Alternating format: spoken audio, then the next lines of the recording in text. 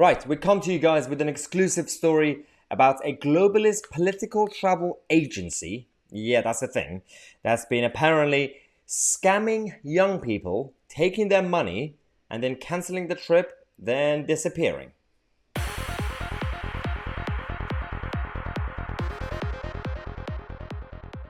Right, welcome back to the show. This is about an organization that exists to connect young people, young politicos, to political organizations across the world.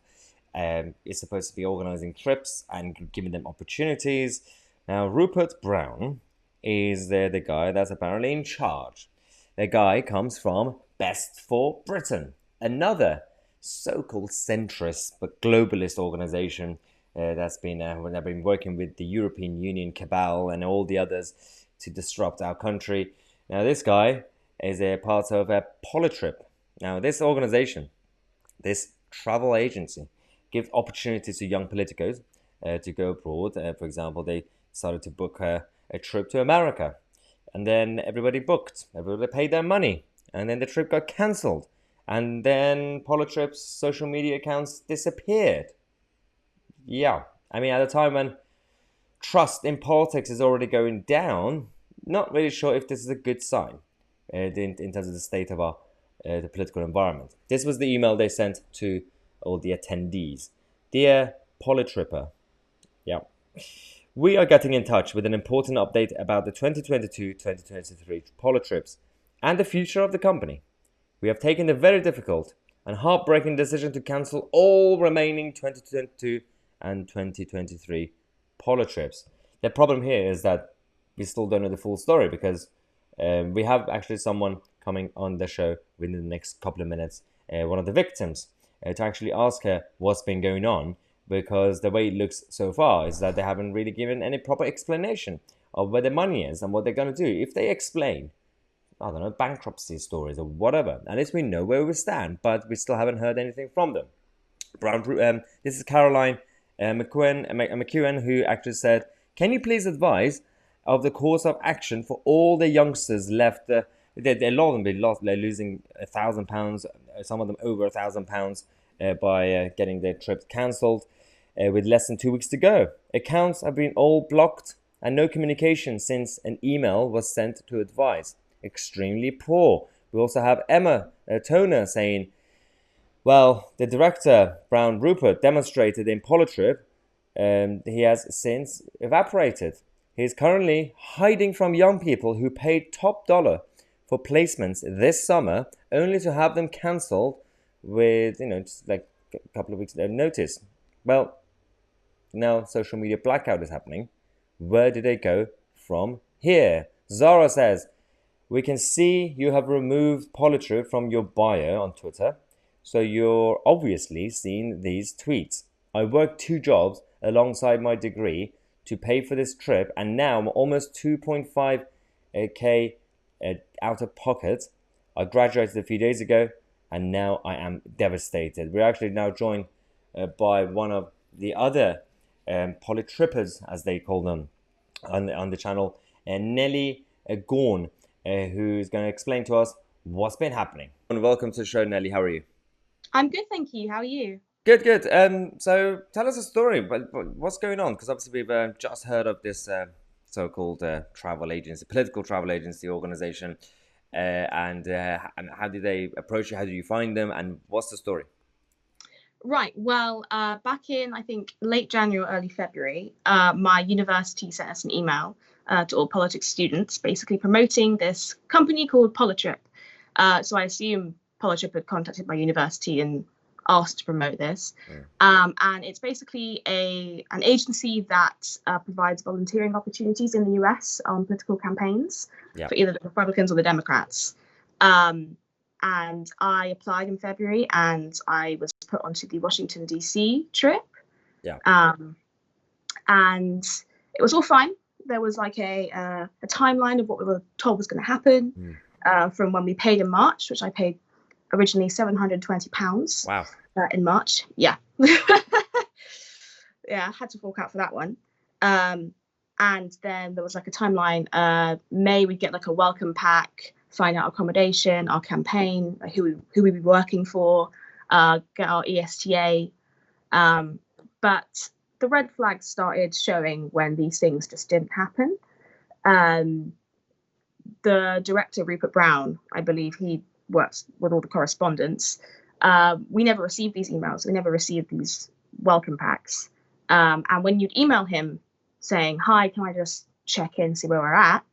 He would just say, "Oh, it's fine. You'll get it in the next week or so, week or so," every single time. And this was going on for months. And the last time I emailed him was late June, which is it was just under a month to go until I was supposed to fly. Still had nothing. So I was saying, okay, right, I'm getting a bit stressed out now. Can I please know where I'm living, who I'm campaigning for, how I got my visa? I didn't get a response. And the last time I heard from him was 3 days ago when he emailed saying the trips had all been cancelled. Oh, wow. And I was due to fly on the 27th. So yeah, just under 2 weeks before I was supposed to fly, they cancelled them. And there are a lot of people, obviously, in the same boat as you. And have you spoken to the other, let's just say, victims? Victims. Well, yeah, you're right with that one. I have. I've spoken to a couple of them. I put out a tweet when the email came out, and I had a couple of people message me saying they're in the same position. Some people paid even more because I was able to get bursary originally, because I'm a care leaver. Some people have forked out well over £2,000 in total. Wow.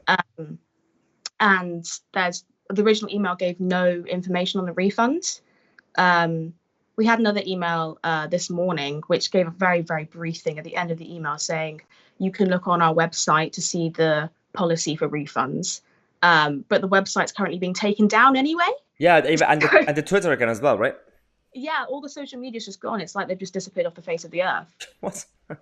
I know. So have you or anyone else that you know contacted authorities or lawyers or something? Or I'm aware of a couple who are thinking about legal action if we don't get more information, because it's a bit ridiculous. I think especially I'm getting some help, especially because, as I said, I'm a care leaver, and I got mine funded partly by my university, because I have a scholarship and they have like a opportunities fund that I accessed, and they provided money for my flights, which were £800. Yeah.